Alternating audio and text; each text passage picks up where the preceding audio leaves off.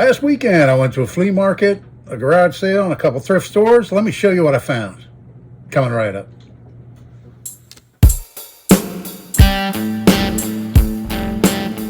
Hello everybody, thanks for coming back for another video. This is Dave. I'm glad you're with me. So like I said in the intro, I went to a flea market, a garage sale, and a couple thrift stores. So I found some pretty cool stuff and I thought I'd share it with you today. We'll start off at the garage sale, I guess. I got a Boy Scout handbook. I mean, it's not in the best of shape, but considering its age, this one was printed in 1970.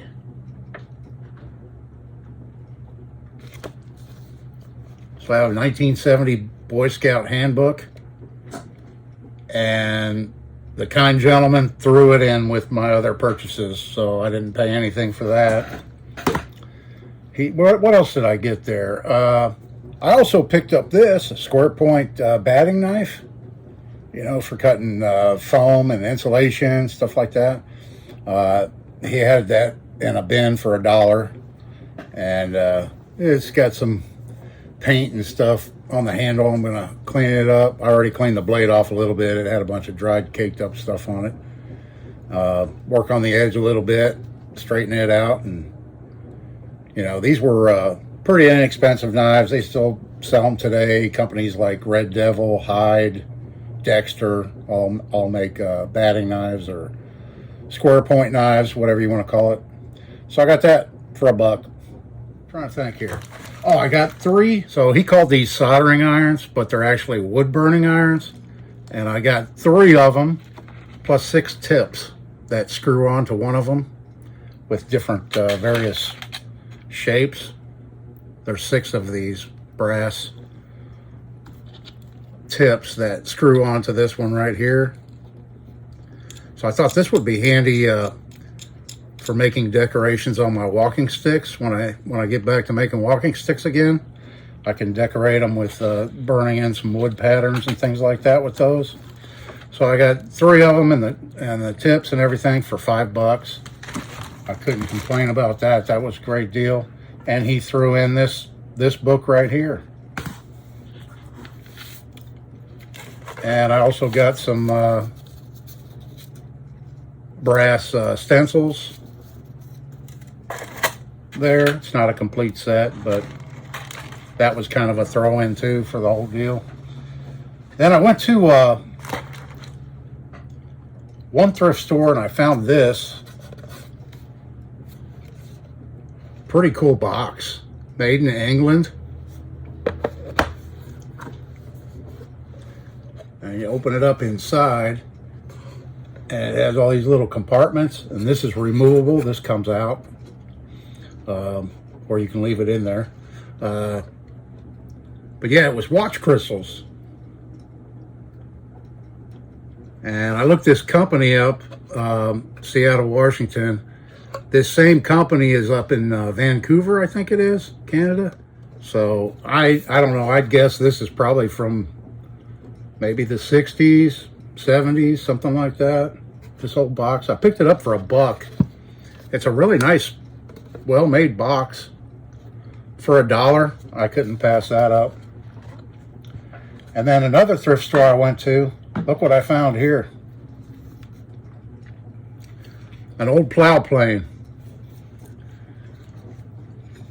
It's missing the lockdown brass knob right here that locks, but this works fine. It's complete with the iron. It has the iron and everything, but it's missing the adjustable fence that it originally came with. This is an H. Chapin Union Factory plow plane. It's the 939.5, and it was made from 1828 to 1897, somewhere in that time frame. And I found it at a thrift store for $25. Like I said, it's missing the adjustable fence, but you don't come across these every day, that's for sure.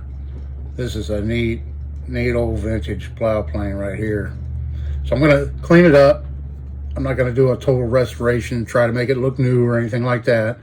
I'm just going to give it a good cleaning. Somebody had painted it right here before with black paint. So I'm going to remove all that and, you know, take it apart and get everything cleaned up and all that. And maybe I'll show that in a future video. But I thought that was pretty cool. 25 bucks. Real happy to find that. And then at the flea market, it was electrician knife day for some reason. I was finding quite a few electrician knives. Here's one of them that I found. And I believe this is probably the oldest one.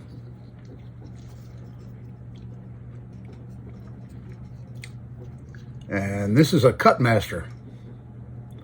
You see the blade has quite a bit. It hasn't been severely over sharpened. Still has a little bit of snap to it.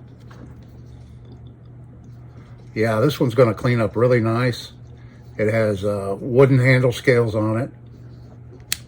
The bail's in really good shape. Brass liners. So I picked that guy up there. I got all these electrician knives I got for $10 each. It's probably around the 1940s, I would guess. So like I said, this one's a Cutmaster. The tank stamp is pretty wore out, so it's kind of hard to read, but it does say Cutmaster on it. Utica, New York. The Utica Cutlery Company started using the Cutmaster name in 1937. So this knife is somewhere after 1937, but probably not too far after 1937. So this one here is interesting. It's marked Holub, Sycamore, New York, or Sycamore, USA. And so not sure who made this. Holub had contracted a company to make this, maybe Camillus, to make these for them and put their name on them. But it has, it does have nickel bolsters and a nickel bail, steel springs. It looks like it does have brass liners in it. And this is a half hawk model. So instead of the spear point blade, and the screwdriver wire stripper blade has not been used that much.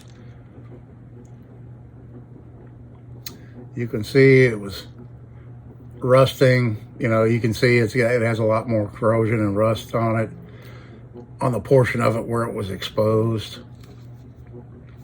But the liner lock works well on it. Has a really good half stop. Really good snap on that blade. Unfortunately, this blade has been used a lot, even though it looks in really good shape. But the tang, it has been open and closed so much, it doesn't have a whole lot of, I'm going to work on that and see if I can't get a little bit better on it. But it's unfortunately, you know, it's just been open and closed so many times over the years. This one is actually marked Exolite. It's another tool company that contracted a knife manufacturer to make knives and stamp them with their name, the Exolite. And this one's in pretty good shape. The blade has been sharpened a bit, but overall not too bad. This one has steel bolsters, brass liners, a steel bail on it, and that one should clean up really nice. Black composite scales. Should clean up nice. And then lastly here I have this little guy right here I picked up at the flea market. It has a leather pouch. I have this same knife, the larger size. I believe it's the 300. This is the 200, made in Japan, with the ebony inlaid stainless steel. Very hefty, robust knife. And this one's the 200. I have the larger size, the 300, so I thought I'd buy this one. Plus, this one too has the leather pouch, and I did not get the leather pouch with the 300 that I bought. So I can use this as a pattern, Can I just make one like this, but a little bit bigger? Of course, it won't say sharp in it or anything, but it'll be very similar to the factory sheath. And this just needs to be cleaned up. It has a little mold on it and some staining and stuff like that. There's a little bit of a cut right here in it, but it should clean up pretty good. I'll get this all reconditioned and give this knife a good cleanup and a good sharpening. And overall, it's not in bad shape at all. You know, it doesn't have any blade play. Locks up really well. These were inexpensive knives that Kmart sold back in the day. And I can't remember what they sold for back in the late 70s, early 80s, but it probably wasn't too terribly much. Because I didn't have much money then, and I bought the 300 model, and I carried it for years. But yeah, I have that 300. It's around here somewhere. I'll have to dig it up.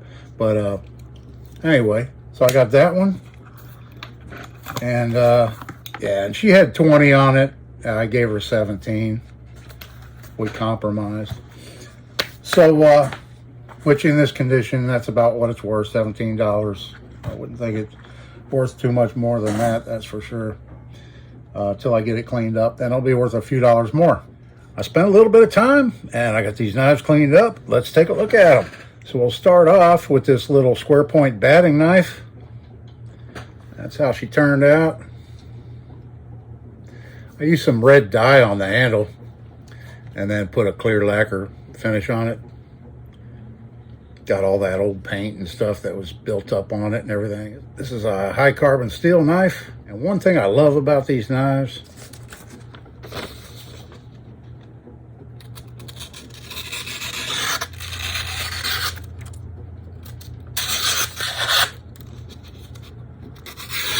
so yeah, they came out real nice. Nice usable knife now.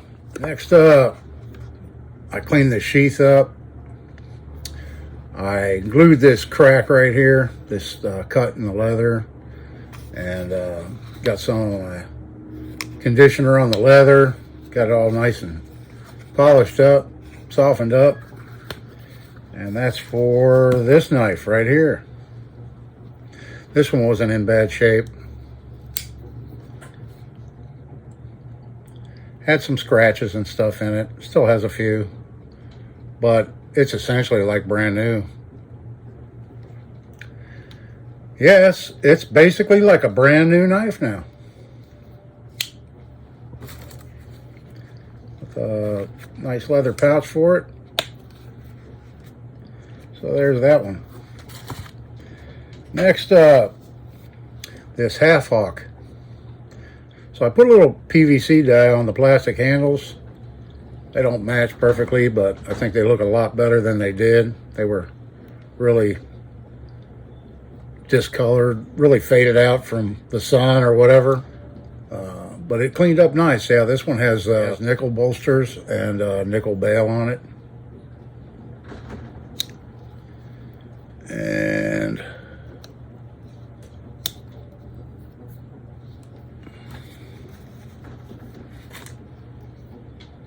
And here's the screwdriver wire stripper blade.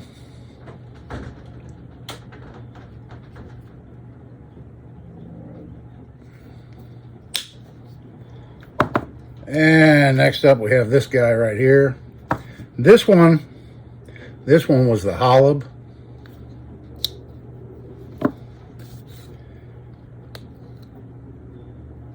And this one's the Exolite. I didn't spend a whole lot of time on these. Gave them a quick cleanup, quick once over.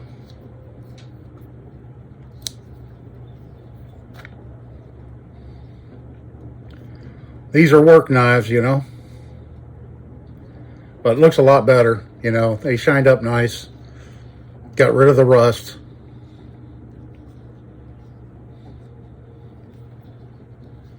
All the liner locks work really well on these. And this is the oldest one here. And I feel like this one functions better than any of them. even though it's older. This one has the wood scales on it. I left all the little dents and dings in it and everything like that. Just cleaned it up, like I said.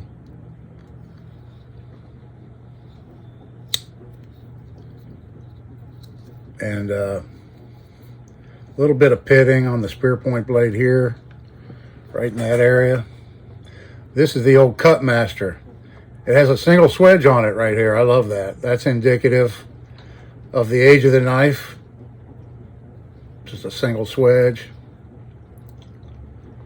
You find that on a lot of pocket knives from the 30s and 40s, and even back farther. So yeah, this one's steel bolsters, a steel bail, brass liners. Cleaned up pretty good. They look a lot better, I think.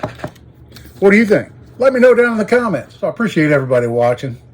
Do me a big favor, hit the like button, leave me a comment, all that stuff. I really appreciate it. This is Dave. I hope everybody's having a great day, and I'll see you in the next one.